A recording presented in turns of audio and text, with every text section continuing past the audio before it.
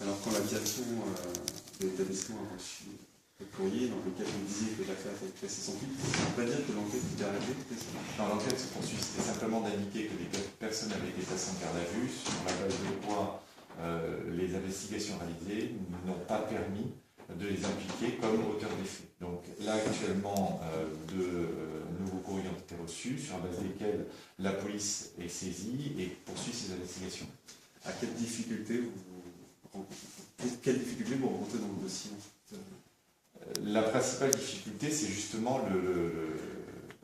l'expression de Corbeau est adaptée, dans la mesure où nous avons des lettres qui sont envoyées avec une agression verbale extrêmement forte, une très grande violence, qui suscite une émotion parfaitement compréhensible pour ceux qui les reçoivent, avec une espèce de totale gratuité dans l'agression.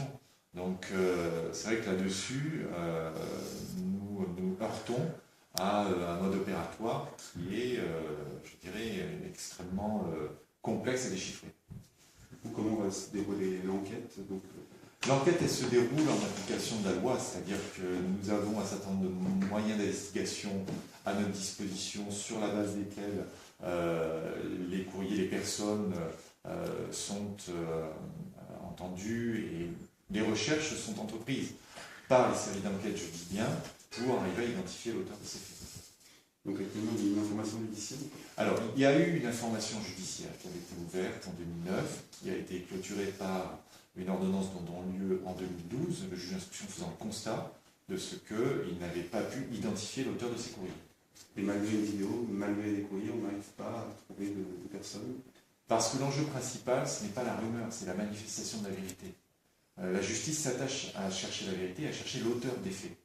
Comme je le disais, les personnes qui ont été placées en garde à vue, les perquisitions réalisées n'ont pas permis la découverte d'éléments confondants. Donc la déduction qui en est faite, c'est que les recherches doivent se poursuivre. Merci.